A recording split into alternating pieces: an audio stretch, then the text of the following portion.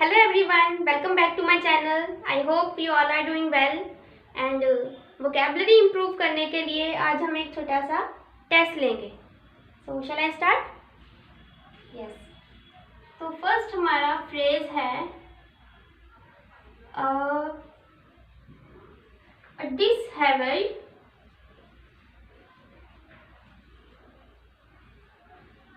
appearance.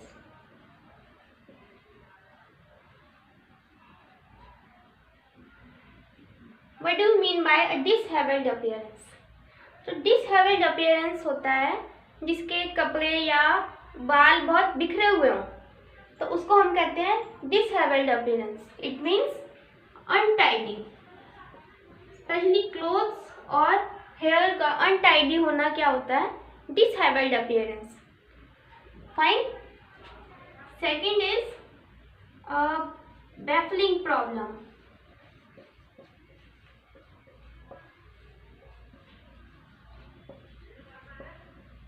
Baffling problem is something which is confusing and puzzling. जो समझ ही ना आ रही हो, जो कंफ्यूज कर दे, वो क्या होता है? baffling problem. confusing या puzzling. Fine. Next है lenient पेरेंट. अब लीनियंट पेरेंट कैसे होते हैं? जो स्ट्रिक्ट ना हो, नॉट स्ट्रिक्ट. इनको नोट करते रहिए. डिसहेवल्ड अपीयरेंस का मतलब है अनटाइडी एंड बैफलिंग प्रॉब्लम का मतलब a confusing problem. Lenient parent का मतलब है the parents who are not strict. Fine. Next word हमारा है ऑडेशियस अटेम्प्ट.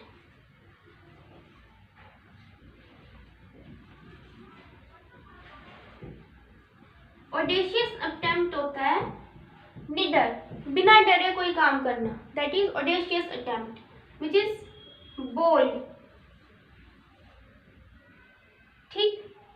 नेक्स्ट है repulsive personality.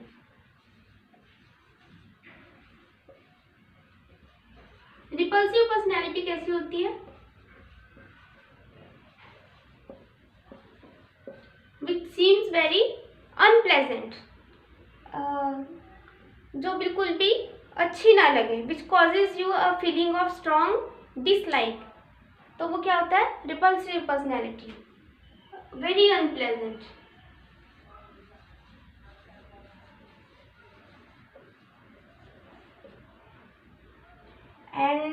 And sixth is parry a blow. parry a blow का मतलब है अगर आपके ऊपर कोई अटैक कर रहा है तो उससे अपने आप को बचाना. To defend yourself against someone who is attacking you. तो parry a blow का मतलब to defend your self. Note it down.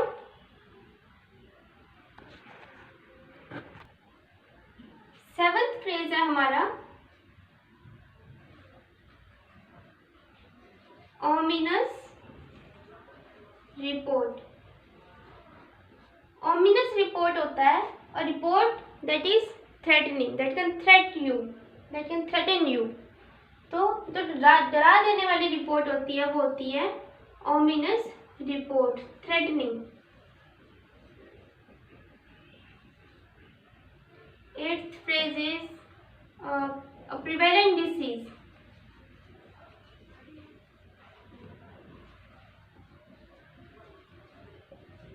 Prevalent disease जैसे आजकल कोविड-19 है, जो वाइड स्प्रेड डिसीज हो उसको क्या बोलते हैं हम? prevalent disease. Ninth phrase is incredible story.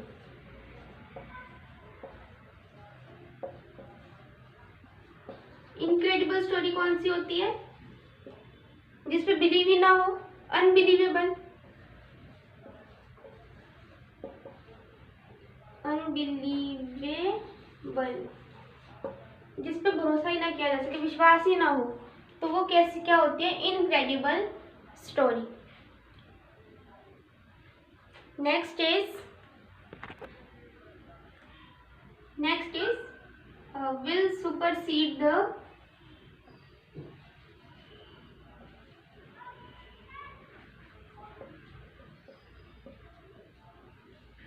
old law। तो पुराना कानून को हटा देने को हम क्या कहते हैं, take the place of.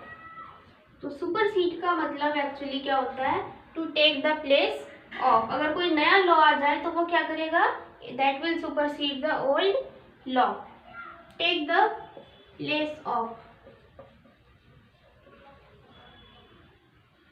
Next is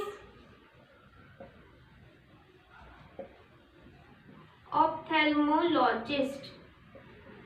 ophthalmologist क्या होता है, आंखों का doctor, yes, eye doctor. Eye doctor को हम क्या कहते हैं, ophthalmologist. Next one is an indefatigable worker. Indefatigable worker, indefatigable worker होता है जो बिना थके काम करे, टायर्डनेस।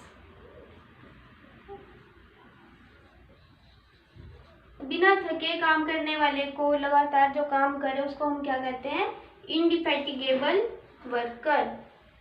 गुड। तो अब 3 और फ्रेजेस देख लेते हैं। नेक्स्ट हमारा फ्रेज है लिविंग इन एफ्लुएंस।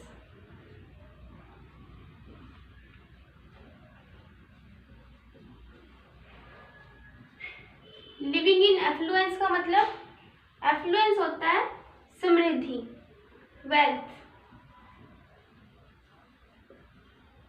तो जो वेल्दी है, समृद्ध है, एफ्लुएंस है, वो होता है लिविंग इन एफ्लुएंस। और next phrase is endless loquacity.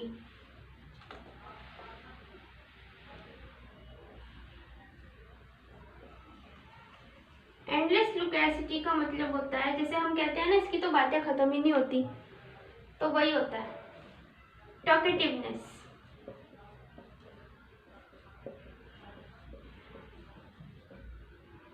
जो बिना रुके बोलता ही जाए, वो क्या है, endless loquacity, talkativeness. Next is मैग्नेनिमस